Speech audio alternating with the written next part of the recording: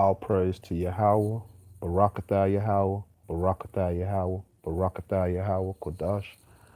Yahweh is a God. What's going on, Israel? This right here is not a piggyback or a response. It's more of an updated version. Sometimes we got to continue to study. Sometimes one truth has to be updated for the correct truth. And a lot of times that just happens when you continue to study.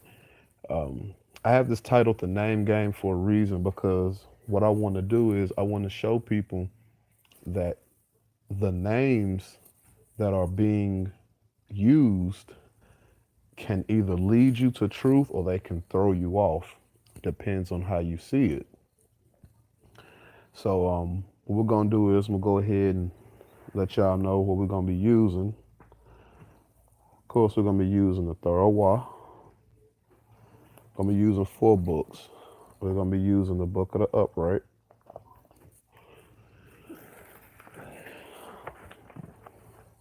We're gonna be using the Book of the Jubilees, and we're gonna be using this book, America. Now, my 2 home run hitters are gonna be the Thoreau and this book, America. All right. Be patient with me. Y'all know I'm using the phone, so be patient with me. All right. First thing we're gonna do here, we're gonna go ahead and let's start right here. So we go to Thoreau, and we're gonna go to Genesis 10. Now y'all know I definitely deal heavily with the etymology, and studying this etymology has taught me some stuff. So, and I want to go ahead and make my disclaimer right now. I'm not picking on anybody. I don't want anybody to think I'm picking on any particular people. The people that I'm choosing to use in this one is just because of the scenario of who they are and what they present. So what we're gonna do here, Salakia, we're gonna do here is we're gonna go to Genesis 10, and I want to show you something. We're gonna go to Genesis 10:6. It says the sons of Ham, Cush, Mizraim, Put, and Canaan. All right, so we're just gonna stop on that one. Now, what we're gonna have to do here is we're gonna go to another translation, which is gonna be the Septuagint. Now, this is gonna become important in just a second.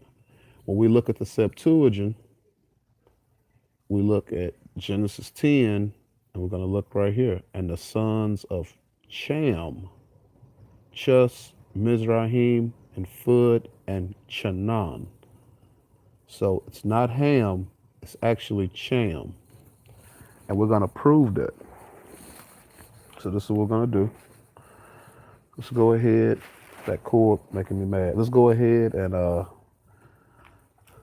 let's skip right up to what we're gonna go to, and then we're gonna come back to it to show its importance. So we're gonna go to the book of Yeshaya. Let's go to the 20th chapter. And this is about genealogy and revealing someone's identity. So we're going to read Yeshaya, Salakia for that. We're going to read Yeshaya, the 20th chapter. In the year that Tardan came to Ashdod, when Sargon, king of Assyria, sent him, and he fought against Ashdod and captured it. It says, at that time, Yahweh spoke to Isaiah, son of Amoz, saying, go and don sackcloth upon your loins, remove your shoe from your foot. He did so, going unclothed and barefoot. Yahweh said, just as my servant Yeshaya has gone unclothed barefoot for 3 years as a sign and as a symbol for Egypt and Cush, so will the king of Assyria lead away the captivity of Egypt and exile of Cush, young and old, unclothed and barefoot, with exposed buttocks and nakedness of Egypt. Devastated and ashamed will be those longing was for Cush, whose splendor was for Egypt.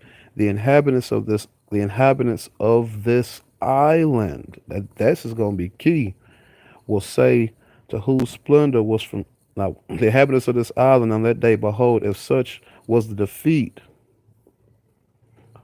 the one for whom longed to where they help and rescue from the king of Assyria, how can we hope to escape? Now, I want to show y'all something.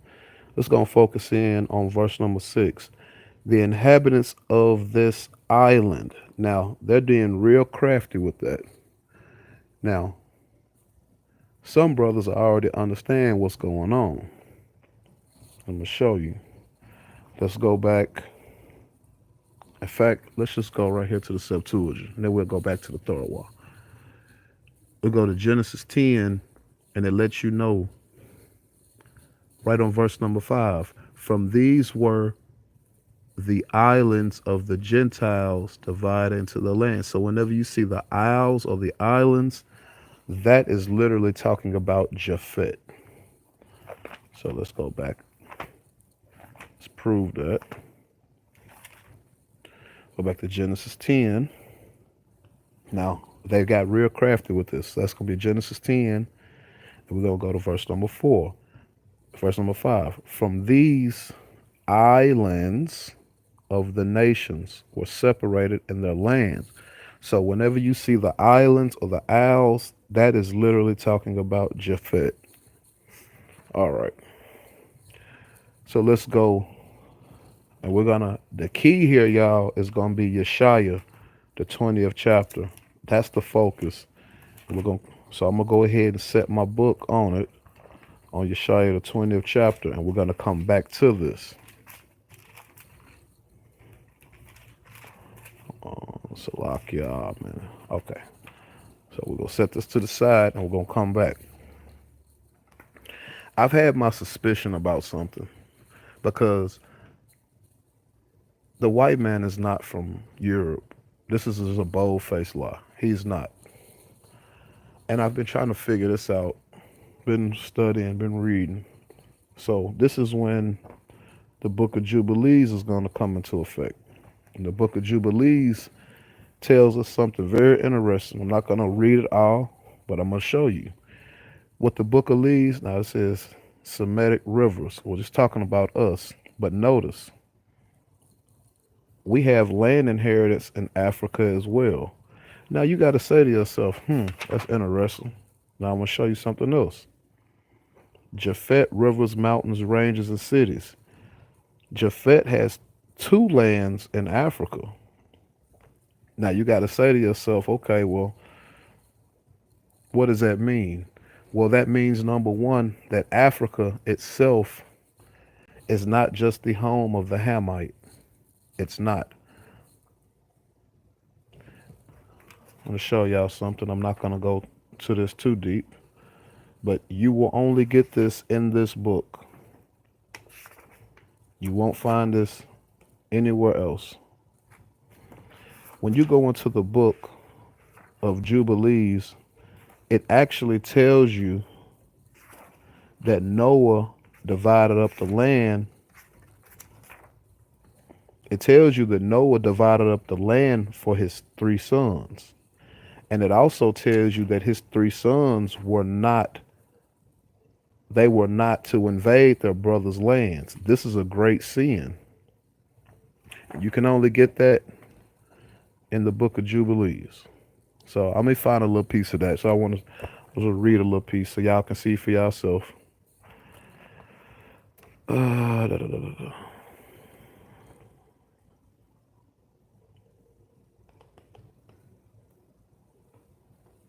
Salakia.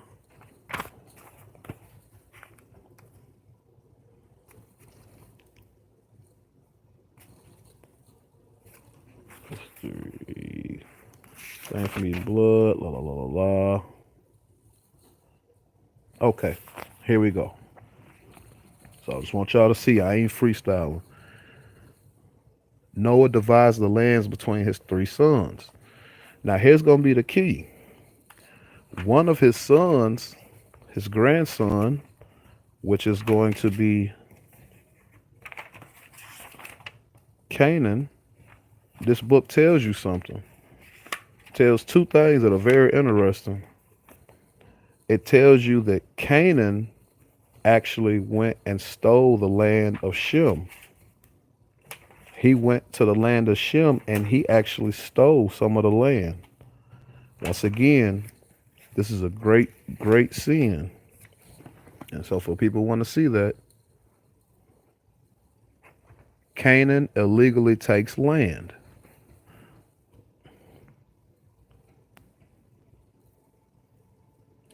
Now, this is Book of Jubilees, chapter 11, verse 31. Dwell not in the dwelling of Shem, for to Shem and to his sons did it come to their lot. All right. So Canaan was never supposed to be living in Canaan at all. He stole the land. Canaan, according to the book of Jubilees, he was supposed to go live on the west coast of Africa, and he said he didn't want to do it. So he stole Lebanon and Israel. Before it was called Israel, but you know what I mean. He stole the land. And because of this, it says a great curse was put on Canaan. Now I want to show y'all something. Just got a little quick little map right here. When you look, according to the Book of Jubilees, when you look, it actually tells you that from these rivers this way is the land of Shem. And literally, Shem has land in Africa. So number one, the whole old doctrine that all of Africa is Ham's land, that's a damn lie. That's just a lie. This was our land. Now remember in the Torah, the Most High tells us that he gave us 5 cities right here. That lines up with the Book of Jubilees because this would originally be our land. And from this point over would be Ham's land. So just want to show y'all that. So, all right. Now we're going to jump into the Book of the Upright. Give me 1 second. All right.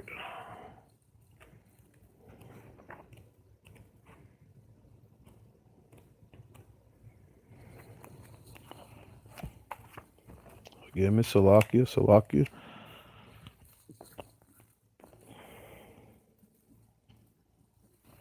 All right, here we go.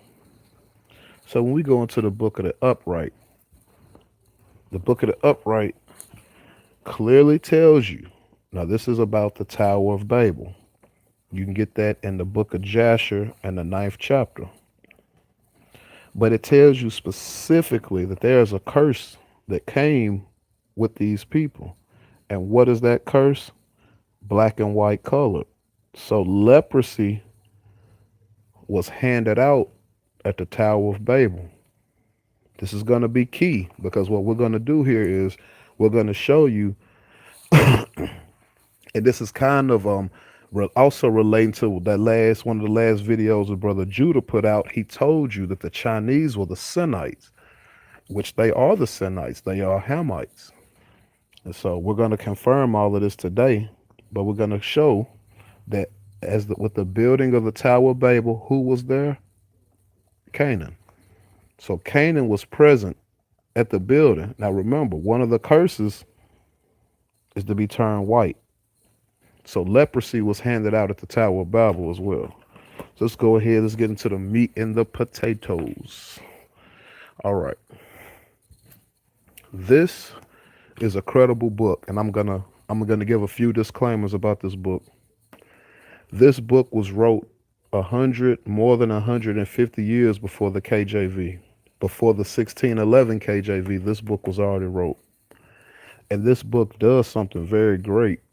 This book exposes the fact that in this book, as many dates and timelines they give, it never ever says BC or AD. Now, I've been researching and I've been studying, and I come to realize that BC and AD was not applied to any timeline until roughly 1582. Between 1582 and 1600 is when they first started using BC and AD. But this book was wrote in the 1400s. And in this book, it never once says, I have yet to find AC or BC, AD or BC in this book. That's actually very good because that lets me know that when you see AC, BC, and AD, they're playing with time. And what they've done is they've used time to throw us off. So let's go ahead and get to the meat potatoes of this thing. Now let's go back to the book of Yeshaya, 20th chapter, verse number 1. In the year that Tartan came to Ashdod, when Sargon, king of Assyria, sent him. Let's just stop right there. So let's jump into this book of Miracle. And I know a lot of people gonna be like, man, I'll be careful with them books. You're right. You gotta be careful with them books. That is the truth. Now I want to show y'all something. Now remember, this book was wrote 150 plus years before the KJV. So let me find this. And I want y'all to see this with your own eyes. Let me find this. Alrighty. All right, here we go.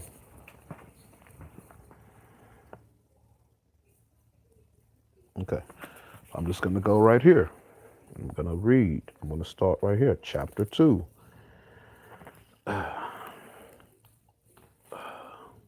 And that is slaughter. Slaughter of the Persian crown on their head, which immediately tottered by bloody commotions. For the Tango Pix, the king of Persia, clashing with his brother Clamilius, made Persia swim in blood of a civil war. It says, till at last Zingis Cham. You see the words? Wait. Zingis Cham brought from Tartary a great army, 1200. Disregard the date. But here goes what you need to focus on.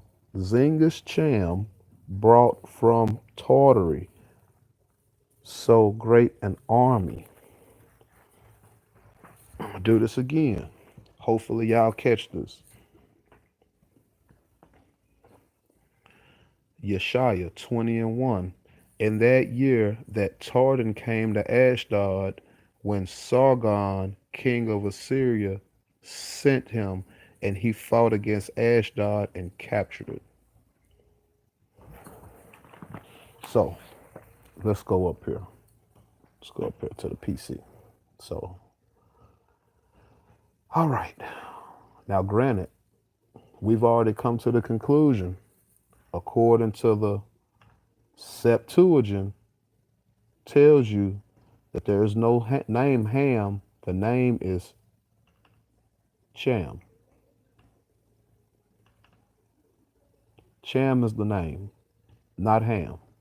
It's going to become important. So let's look at a Chamite. That is a Chamite, a Hamite. And let's prove that. China, Chinese Emperor Xingqius, who is he? Grand Cham. So he's the Grand Cham, right? This is the Grand Cham. Now, who is this? So before we go into who he is, let's go to onlineetymology.com.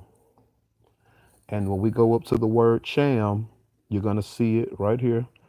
Old alternative of Khan, from French Cham. And when you go under, what does it tell you? Hamitic, of pertaining to the language group that includes the Egyptian, Berber, Gala, etc. 1842, from Ham/Cham. So we know now that Ham, Cham, and Khan are the same thing, right? Ham, Shem, and Khan are the same thing. Let's go back now. Yeshaya 20, verse number 1. Year that Tardan came to Ashdod, when Sargon, king of Assyria, sent him, and they fought against Ashdod and captured it. So you're going to say, why is this important? Because now our focus is on Sargon, right? Now remember, Sargon is the great king of Assyria. All right, I'm going to show you a picture of Sargon. Here we go. That is Sargon. Okay, let's do this. Let's get a little bit more understanding. I'm going to do that again. Zingis Cham, brought from Tartary so great an army. Ladies and gentlemen,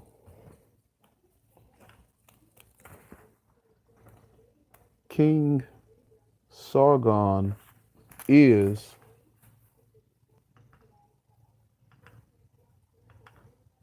Genghis Khan, the Assyrian, the Hamite. Now, not a lot of people gonna be like, nah, bro, you off. The Assyrian is from Ashur. That's the line of Shem. I'm gonna try this one more time. This is before you argue with me. Yeshaya 20 and 1. In the year that Tardan came to Ashdod, when Sargon, king of Assyria, sent him. What I'm showing y'all is this. This book is based out of what else you think? The Torah. When you read the first 40 pages of this book tells you that the first 40 pages of this book is them literally trying to figure out how these people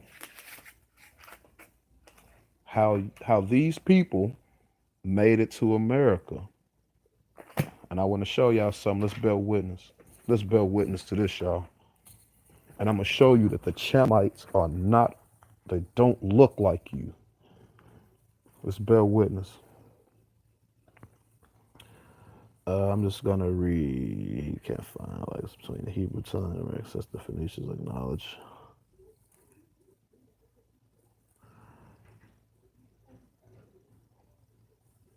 Gotcha. Let's go to the orange highlight. I'll praise Yahweh. Some would derive the Americas. Well, make sure you see this. Man, come on, phone.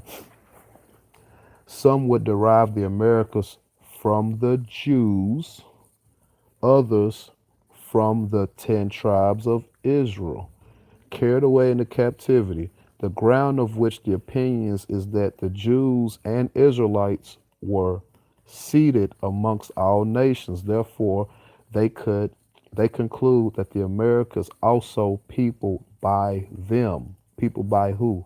The Israelites. Keep going. The rather because the ancient Jews and Americas were of one complexion. Game over. Of one complexion. Okay? And it clearly lets you know. Now let's jump up to the yellow. Look at what it says. It says, since the Phoenicians acknowledge Arabic tongue with the Americans, lastly, since the Phoenicians acknowledge Esau for a father. You see that? And then concerns the Americas curse of Canaan, hence they are no more Salakia the cord. They are no more extracted from Canaan than the Phoenicians. You see that? So these people clearly know that you don't look like the Phoenicians and the Canaanites. Our complexion of the Jews and the Israelites of one Complexion.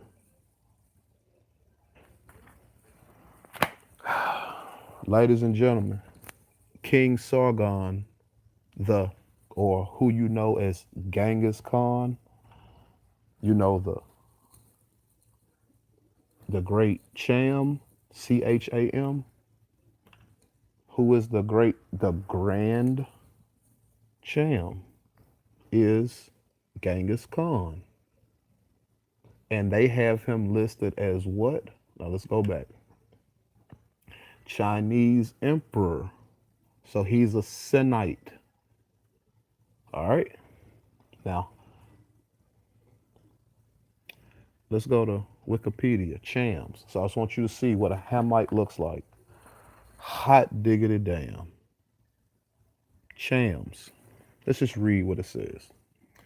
The article is about Cham people of southern Asia, the former Albanian minority of northern Greece. Mm. Cham Albanians. Cham or Cham people, Cham Arga Champs, Vietnamese, Cham, Khmer, and this is an ethnic group of Austria's origin of the Southeast Asia. Their contemporary population is consecrated between Kamplong, Cham, Providence, and Fan Ran Thap Cham. I don't need to keep going, y'all. We've bear witness now. You got the Thorawa, the Septuagint, and this Book of Miracle. See, I'm finna end this, y'all, but I just want to get this point out. What I'm trying to show you is this. This Book of Miracle tells you who Sargon is. It lets you know that Sargon is Genghis Khan.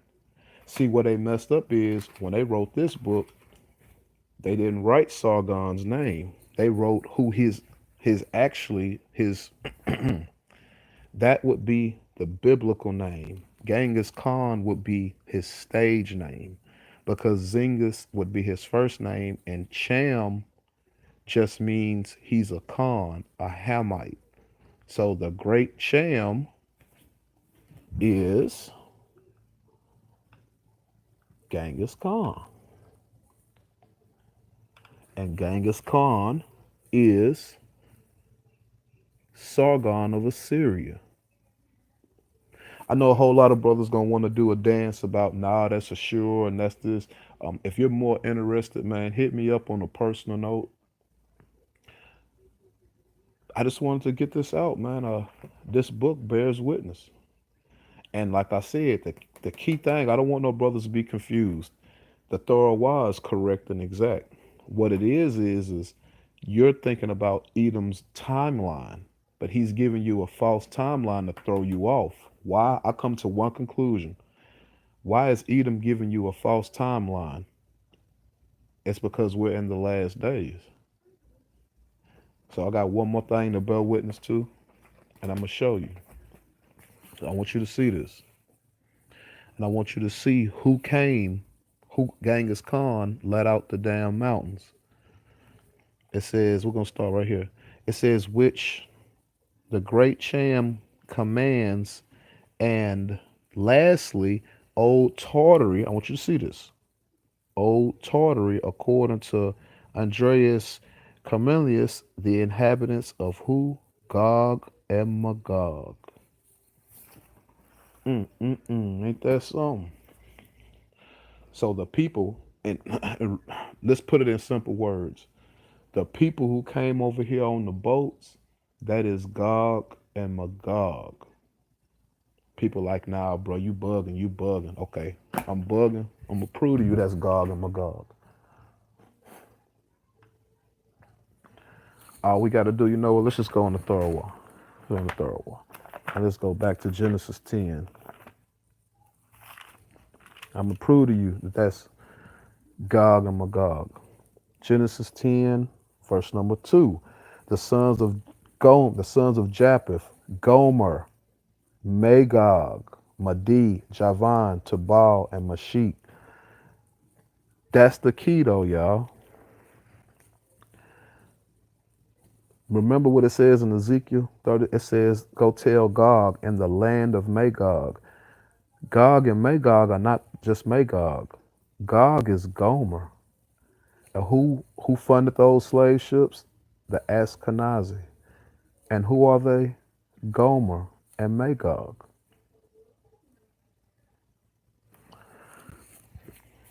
Just want to say all praise to Yahweh. I hope somebody gets something out of this, and I hope you're able to take this and expound on it. And Israel. I just want to say this: nobody has all the truth, but when we bring out truth, it's like an egg. We're cracking it. You got to crack the rest of it and get the rest of it out. And with your help, we'll be able to solve all of this. But that's my drop for the day. King Sargon and Yeshaya, the 20th chapter, that is Genghis Khan. You've been lied to about when he lived. Genghis Khan is a biblical person. He didn't live then. That's what they're lying to you. They're lying to you by giving you these false, they're lying to you when they give you these false timelines. Why? Because you are living in the last days. So I want to say, Kahala Yahweh, Barakatah Yahweh, Barakatah Yahweh, Barakatah Yahweh. Yahweh is a God. Appreciate everybody for coming through. Shalom.